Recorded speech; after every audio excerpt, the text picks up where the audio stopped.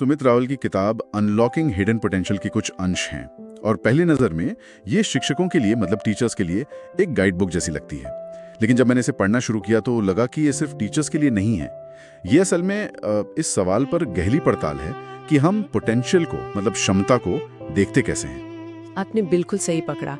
ये किताब उस बेसिक सोच को ही चैलेंज करती है कि टैलेंट सिर्फ अच्छे नंबरों में या तेज जवाबों में ही दिखता है। लेखक का तर्क है कि असली क्षमता तो अक्सर शांत कोनों में, अधूरे सवालों में या उन बच्चों में छिपी होती है जिन्हें सिस्टम ने एवरेज या कमजोर का ठप्पा लगा दिया है। ये किताब उस छिपी हुई चिंगारी को खोजने और उसे एक आग में बदलने का एक तरीका सुझाती है। और ये सिर्फ कोई आदर्शवादी बातें नहीं है, किताब में बहुत ही ठोस मतलब प्रैक्टिकल स्ट्रैटेजीज दी गई हैं। तो चलिए आज इसी पर गहराई से बात करते हैं। ये समझने की कोशिश करते हैं कि एक क्लासरूम के शोर में उन शांत आवाजों को कैसे सुना जाए जिनमें भविष्य की सबसे बड़ी कहानियां छिपी हो सकती हैं। बिल्कुल, चलिए शुरू करते हैं। किताब का सबसे पहला और शायद सबसे बड़ा हमला वो हमारे नंबरों के प्रति जो जुनून है उस पर है। हाँ, और ये बात मुझे बहुत दिलचस्प लगी। लेखक कहते हैं कि अंकों से परे देखो, इसके बजाय 3 चीजों पर ध्यान दो: रुचि, जिज्ञासा और प्रयास। हाँ, प्रयास। मतलब वो बच्चा जो गणित में शायद 60 नंबर लाता है लेकिन हर क्लास के बाद रुककर सवाल पूछता है, वो शायद उस बच्चे से ज्यादा पोटेंशियल रखता है जो रट कर 90 ले आता है। ये तो हमारे पूरे एजुकेशन सिस्टम के लिए कितनी बड़ी चुनौती है। ये एक बहुत बड़ा वैचारिक बदलाव है और यहीं पर लेखक क्राइटेरिया गैप का जिक्र करते हैं। ये एक बहुत जरूरी कॉन्सेप्ट है। Criteria gap? जी, वो क्या है? इसका मतलब है कि हम सभी छात्रों को एक ही तराजू पर नहीं तौल सकते।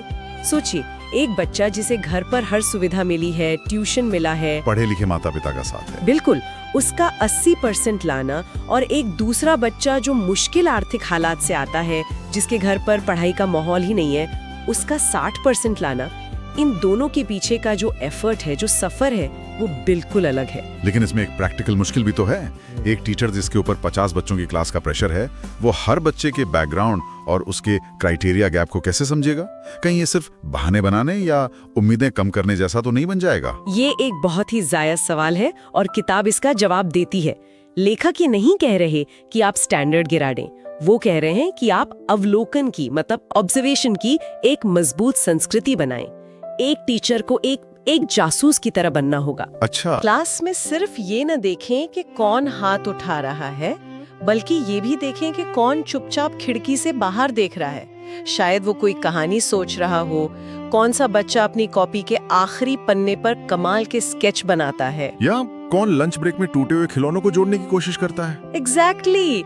ये सब क्षमता के संकेत हैं जो किसी मार्कशीट में नहीं दिखते। तो ये तुलना करने के बजाय समझने की बात हुई। बिल्कुल। जब आप तुलना करना बंद कर देते हैं तो आप हर बच्चे को उसकी अपनी यात्रा पर देखना शुरू करते हैं। किताब कहती है कि एक अंतर्मुखी छात्र में शायद जबरदस्त एनालिटिकल स्किल्स हों, बस उसे अपनी बात रखने के लिए एक सेफ माहौल चाहिए। हो सकता है वो पूरी क्लास के सामने बोलने से डरता हो, लेकिन अगर आप उसे लिखकर अपनी बात कहने का मौका दें तो शायद वो आपको हैरान कर दे। ये सहानुभूति नहीं है, ये एक इफेक्टिव टीचिंग स्ट्रेटजी है। तो एक बार जब ये छुपी हुई क्षमता पहचान ली जाए, उसे बाहर निकालने के लिए पहला कदम क्या है? मुझे लगता है किताब का अगला हिस्सा इसी पर है, एक ऐसा माहौल बनाने पर जहां बच्चे बिना डरे कुछ भी कह सके। हाँ, और इसे लेखक भय मुक्त सीखने का माहौल कहते हैं। ये सुनने में बहुत आसान लगता है, पर इसे बनाना बहुत मुश्किल है। इसका मूल सिद्धांत ये है कि गलतियों को विफलता के तौर पर नहीं, बल्कि सीखने के औजारों के रूप में देखा जाए। सही बात है। जब एक बच्चा सवाल पूछने या गलत जवाब देने से डरता नहीं है, तभी उसका दिमाग असल में खुलता है। मुझे अपने स्कूल का एक वाकया याद आ गया। एक बार गणित की टीचर ने मुझे ब्लैक बोर्ड पर बुलाया और मैं सवाल हल नहीं कर पाया। उन्होंने पूरी क्लास के सामने मेरा मजाक उड़ाया था। मैं बता नहीं सकता कि उस एक घटना ने मेरे अंदर गणित का कितना गहरा डर बिठा दिया था। और ये एक बहुत ही आम और दुखद अनुभव है। हम में से कई लोगों के पास ऐसी कहानियां हैं। किताब इसी बात पर जोर देती है कि सार्वजनिक रूप से अपमान करना वो सीखने की प्रक्रिया पर एक परमानेंट ताला लगा सकता है। जब किसी छात्र को ये महसूस कराया जाता है कि तुम्हें देखा जा रहा है, तुम्हारी बात सुनी जा रही है और तुम्हारी राय की वैल्यू है, भले ही वो गलत हो, तो उसका आत्मविश्वास बढ़ता है। वो जोखिम उठाने से नहीं डरता और सीखना अपने आप में एक जोखिम उठाने की प्रक्रिया ही तो है। आप कुछ नया आजमाते हैं, आप असफल होते हैं और फिर आप उससे सीखते हैं। तो ये सिर्फ अच्छा व्यवहार करने की बात नहीं हुई, ये तो सिखाने की पहली और सबसे जरूरी शर्त है। बिल्कुल, एक सुरक्षित माहौल बनाना कोई ऑप्शन नहीं है, ये नींव है। जब तक बच्चे मनोवैज्ञानिक रूप से सुरक्षित महसूस नहीं करते, तब तक आप उनके दिमाग में कुछ भी नहीं डाल सकते। डर सीखने का सबसे बड़ा दुश्मन है। ठीक है, तो हमने क्षमता को अंकों से परे जाकर पहचाना और फिर सीखने के लिए एक सुरक्षित माहौल भी बना दिया। अब उस बच्चे को सही रास्ता कैसे दिखाया जाए, यहाँ पर किताब का सबसे प्रैक्टिकल हिस्सा आता है, जिसे लेखक अवसर आधारित मार्गदर्शन मॉडल कहते हैं। इसका मतलब क्या है?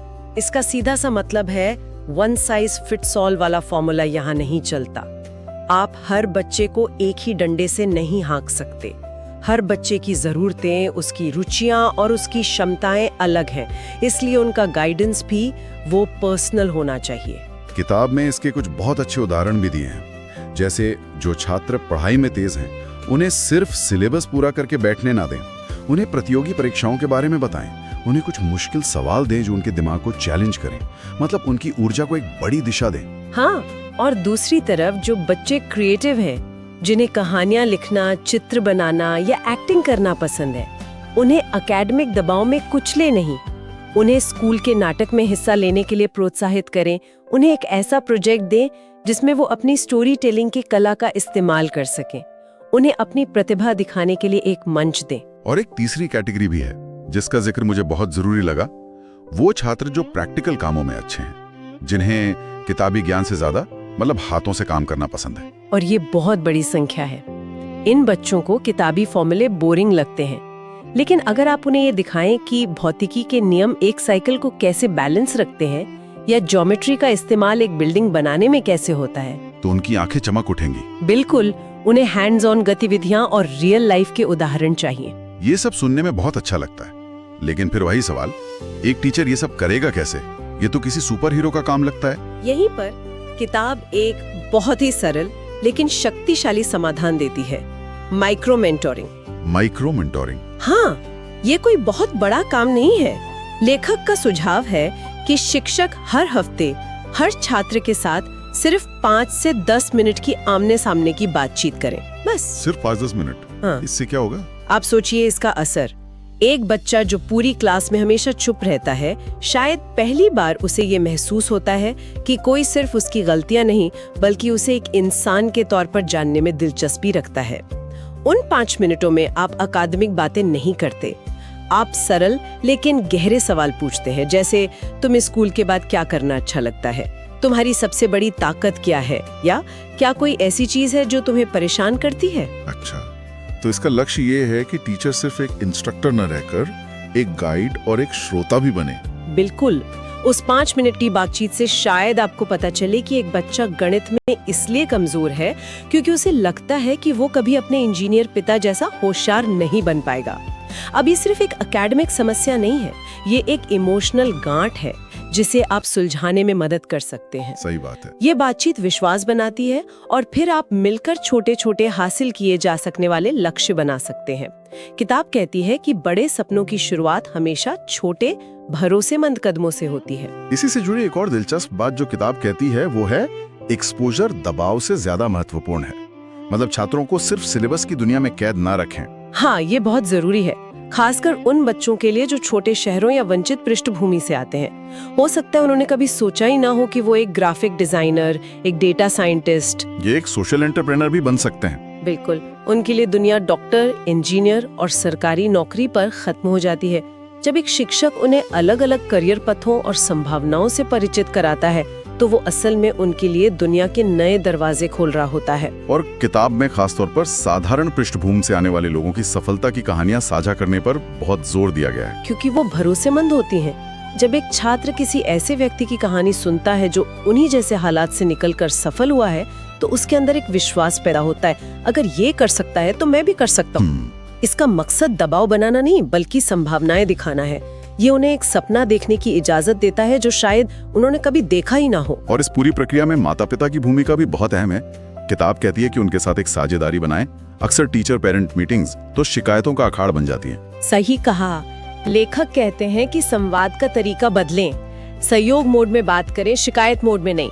बच्चे की कमजोरियों का जिक्र करने से पहले हमेशा उसकी किसी ताकत या अच्छे गुण की तारीफ करें। जब आप एक अभिभावक को बताते हैं आपका बच्चा सवाल बहुत अच्छे पूछता है या वो दूसरों की मदद करने में हमेशा आगे रहता है, तो वो आपकी बात सुनने के लिए ज्यादा तैयार होते हैं। एक टीम बनाने जैसा है। हाँ, जिसका एक ही लक्ष्य है, बच्चे का विकास। अंत में ये सब घूम फिरकर एक ही बात पर आता है, शिक्षक की अपनी मानसिकता।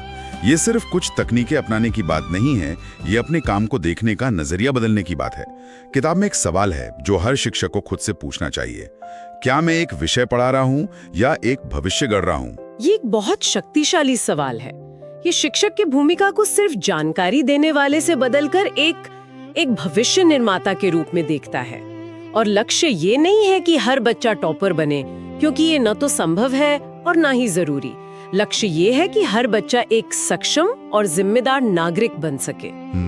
कोई एक अच्छा डॉक्टर बनेगा, कोई एक अच्छा कारीगर, कोई एक अच्छा कलाकार और कोई बस एक अच्छा और दयालु इंसान। समाज को इन सभी की जरूरत है। और ये सब उस एक एहसास से जुड़ा है जो किताब बार बार दोहराती है, वो एहसास जो एक बच्चे को तब होता है जब उसे लगता है कि कोई उसे समझता है। हाँ, जब एक छात्र को ये महसूस होता है कि मुझे समझा जा रहा है, तो उसका आत्मविश्वास बढ़ता है। उसे लगता है कि कोई है जो उस पर विश्वास करता है, शायद तब भी जब वो खुद पर विश्वास नहीं करता। सही मार्गदर्शन प्रतिभा को दिशा देता है और एक समर्थित बच्चा एक जिम्मेदार वयस्क के रूप में विकसित होता है। ये एक चेन रिएक्शन की तरह है जिसकी शुरुआत एक शिक्षक करता है। किताब का जो निष्कर्ष है वो बहुत ही मार्मिक है। ये कहती है कि एक शिक्षक नतीजे नहीं बदलता, एक शिक्षक जीवन बदलता है। एक परीक्षा का नतीजा कुछ महीनों या सालों में भुला दिया जाता है, लेकिन एक शिक्षक द्वारा दिया गया विश्वास और दिशा वो जीवन भर साथ रहती है। बिल्कुल। इस किताब का सार यही है कि क्षमता हर जगह है, हर क्लासरूम में, हर बच्चे में, लेकिन अवसर और विश्वास वो हर जगह नहीं है। यह किताब उसी खाई को पाटने के लिए एक प्रैक्टिकल पुल बनाती है। यह हमें याद दिलाती है कि एक शिक्षक का एक वाक्य, एक छोटी सी बातचीत या एक प्रोत्साहन भरा इशारा किसी बच्चे की पूरी जिंदगी की दिशा बदल सकता है।